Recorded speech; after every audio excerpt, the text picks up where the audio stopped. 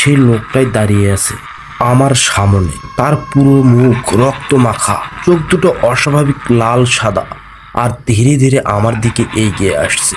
আমি আর এক মুহূর্ত দেরি না করে প্রাণপণে দৌড়ে ট্রাকে উঠে ইঞ্জিন স্টার্ট দিলাম। দ্রুত সেখান থেকে বেরিয়ে যাওয়ার চেষ্টা করলাম, কিন্তু কয়েক মিনিট পর হঠাৎ আমার পাশের সিটে চোখ পড়তেই দেখি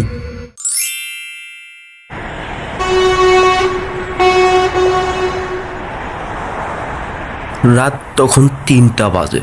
অন্য অন্য দিনের মতোই কাঁচামাল বোঝাই ট্রাক নিয়ে রওনা দিয়েছি কাঞ্চনপুরের উদ্দেশ্যে।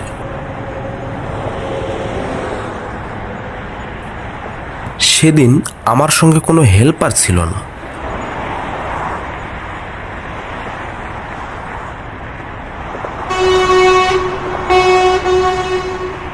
পুরো নির্জন রাস্তা, চারিদিকে শুধু অন্ধকার আর নীরবতা। গাড়ি চালাতে চালাতে সামনে তাকিয়ে দেখি রাস্তার মাঝখানে একটা অ্যাম্বুলেন্স দাঁড়িয়ে আছে। আমি অবাক হয়ে মনে মনে বললাম, আরে রাস্তার মাঝখানে অ্যাম্বুলেন্সটাকে কে দাঁড় করিয়ে রাখলো? কয়েকবার জোরে হর্ন বাজালাম, কিন্তু কোনো সাড়া শব্দ পেলাম না। অ্যাম্বুলেন্সের ভেতরে কোনো চালক দেখা গেল না।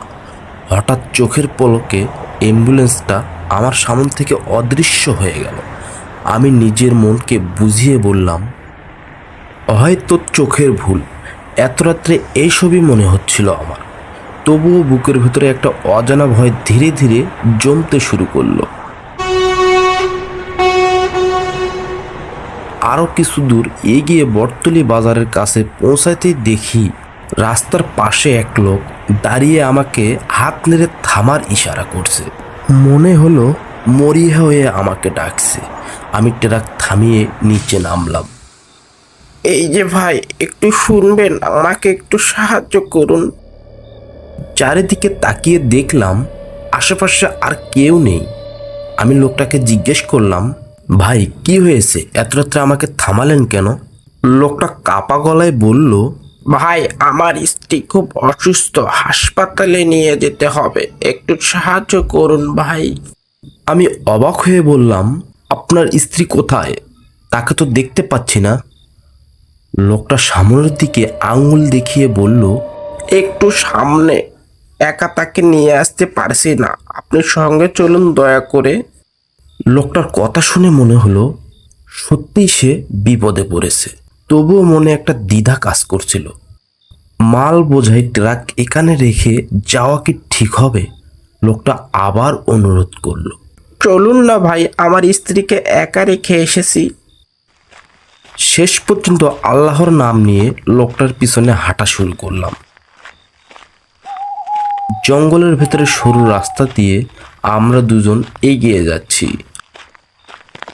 লোকটা আমার সামনে, আমি তার পেছনে। চারপাশে বিশাল বিশাল হিজল গাছগুলো মাথা উঁচু করে দাঁড়িয়ে আছে। বাতাসে পাতার শব্দ শুনে বুকের ভেতরে ভয় যেন আরো বেড়ে যেতে লাগলো। হঠাৎ একটা বড় গাছের ডাল ভেঙে পড়লো ঠিক আমাদের সামনে। আরে ভাই, একটু আস্তে চলুন। লোকটা আমার দিকে তাকিয়ে বলল, আসতে গেলে তো হবে না ভাই, আমার স্ত্রীকে একা রেখে এসেছি। আচ্ছা, আপনি আমার সামনে চলুন, আমি আপনার পিছনে আসছি। এরপর আবার হাঁটতে শুরু করলাম। কিছু দূর যাওয়ার পর আমি জিজ্ঞেস করলাম, ভাই আপনার স্ত্রী কি খুব বেশি অসুস্থ? কোনো উত্তর এলো না। আবার ডাকলাম, তবুও কোনো সাড়া নেই। আমি পেছনে তাকিয়ে দেখি লোকটা নেই। মুহূর্তের মধ্যে আমার পুরো শরীর কাঁপতে শুরু করলো। ঠিক তখনই সামনে তাকিয়ে দেখি সেই লোকটাই দাঁড়িয়ে আছে আমার সামনে। তার পুরো মুখ রক্ত মাখা, চোখ দুটো অস্বাভাবিক লাল সাদা, আর ধীরে ধীরে আমার দিকে এগিয়ে আসছে।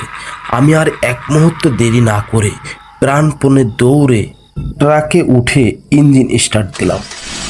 দ্রুত সেখান থেকে বেরিয়ে যাওয়ার চেষ্টা করলাম,